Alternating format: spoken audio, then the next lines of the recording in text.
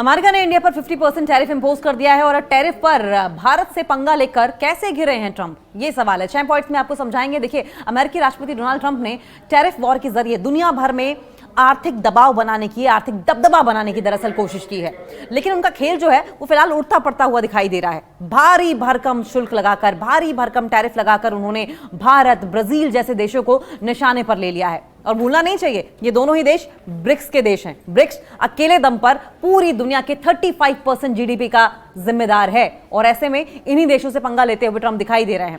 देखिए, भारी भरकम शुल्क लगाकर उन्होंने भारत, ब्राजील जैसे देशों को निशाने पर लिया है, लेकिन इसका असर यह हो रहा है कि ये देश अब मजबूती से एक दूसरे के करीब आते दिखाई दे रहे हैं।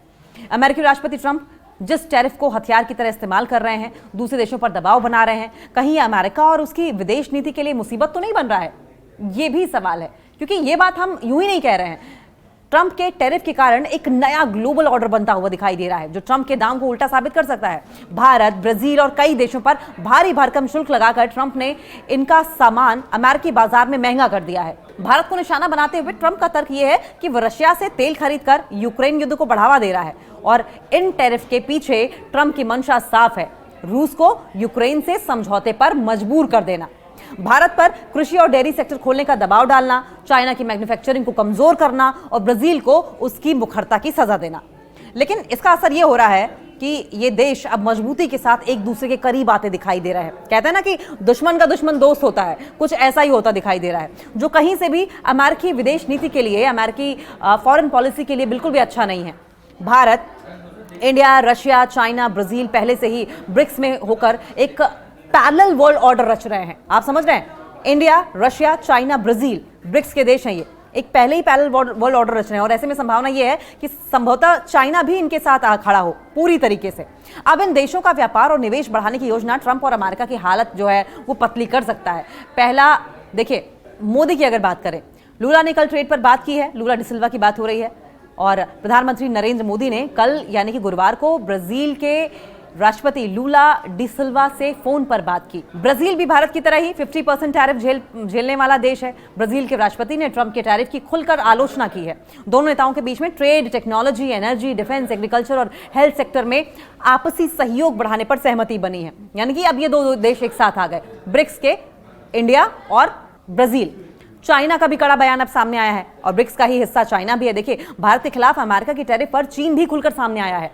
भारत में चीन के राजदूत शू फेइंगहोंग ने सोशल मीडिया पर एक पुरानी कहावत, एक पुरानी प्रोवर्ब का जिक्र करते हुए कहा है कि टैरिफ को हथियार की तरह इस्तेमाल करना न केवल संयुक्त राष्ट्र चार्टर का यानी कि WTO के नियमों का उल्लंघन है, उनको कमजोर करता है। न सिर्फ उल्लंघन है बल्कि कमजोर भी करता है।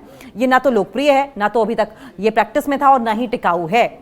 चीन का संकेत साफ है कि वो इस मुद्दे पर भारत और ब्राजील जैसे देशों के साथ खड़ा रहना चाहता है। एक अहम बात और भी है कि प्रधानमंत्री नरेंद्र मोदी 7 साल बाद चाइना जा रहे हैं। देखिए, गलवान में जिस तरीके से झड़प हुई थी उसके बाद से प्रधानमंत्री नरेंद्र मोदी चाइना के दौरे पर नहीं गए थे और अब वो 7 साल बाद चाइना जा रहे हैं, जहां पर SCO समिट भी होना है।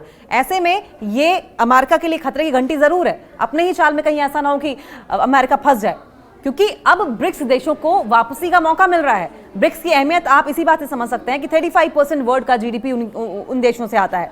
अगर यूट्यूब की रिपोर्ट की माने तो ट्रंप के टैरिफ ब्रिक्स देशों ब्राजील, रशिया, भारत, चाइना और दक्षिण अफ्रीका को फिर से एकजुट कर सकते हैं। इन देशों के अलावा इसमें ईरान, इथियोपिया, इंडोनेशिया, इजिप्ट और यूएई भी शामिल है।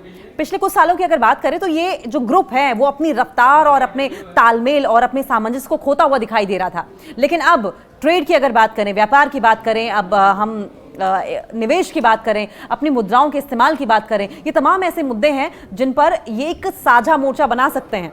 और ट्रंप के लिए ये किसी झटके से कम नहीं होगा, क्योंकि ट्रंप पहले ही डॉलर की वैल्यू कम होने को लेकर इनसिक्योर हैं, क्योंकि उन्हें ब्रिक्स की एकजुटता हमेशा खटकती भी रही है। ये भी एक बड़ा रीजन है। देखिए, समय समय पर ब्रिक्स देशों को 100% तक टैरिफ लगाने की धमकी भी देते आए हैं और अब अभी हाल ही में आपने देखा था कि किस तरीके से व्लादिमीर पुतिन और अजीत डोभाल, जो कि भारतीय NSA हैं, उनकी मुलाकात भी हुई थी। उनकी मुलाकात की तस्वीरें भी सामने आई थी और उसके बाद जानकारी ये भी आई थी कि संभवतः व्लादिमीर पुतिन जो है वो इंडिया का दौरा भी कर सकते हैं। देखिए, राष्ट्रीय सुरक्षा सलाहकार अजीत डोभाल इन दिनों मॉस्को में हैं और उन्होंने राष्ट्रपति व्लादिमीर पुतिन से मुलाकात की है।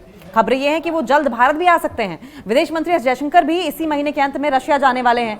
ये सभी गतिविधियां ब्रिक्स और वैकल्पिक साझेदारियों को मजबूत करने की दिशा में एक अहम कदम मानी जा रही हैं। पांचवा रीजन क्या हो सकता है? देखिए, अब यूरोप से भी आवाजें उठनी शुरू हो गई हैं।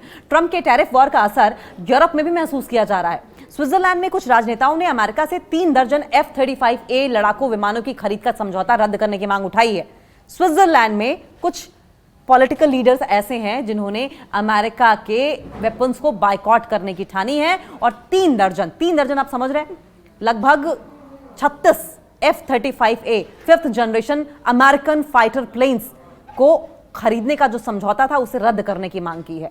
और अमेरिका की अगर पॉपुलरी इकोनॉमी की बात करें तो ज्यादातर डिफेंस इक्विपमेंट्स पर टिकी हुई है। करीब 7.3 अरब स्विस फ्रैंक यानी कि 9.1 अरब डॉलर के इस समझौते पर तब सवाल उठने लगे जब अमेरिका ने स्विट्जरलैंड पर 39% का टैरिफ लगा दिया। अब सवाल यह है कि वैकल्पिक साझेदारियों की तलाश की जा रही है। देखिए, एक खबर के मुताबिक कई देश अब ऐसे रास्ते की तलाश कर रहे हैं जिनसे कि अमेरिकी दबाव कम किया जा सके, जैसे कि स्थानीय मुद्राओं में लेन देन हो, संयुक्त बुनियादी ढांचा परियोजनाओं और वैकल्पिक वित्तीय संस्थाओं को मजबूत करना। अगर ये रुझान आने वाले दिनों में तेज हुए तो दुनिया के व्यापार के जो समीकरण हैं वो बदल जाएंगे और अमेरिका को बहुत बड़ा झटका लगेगा।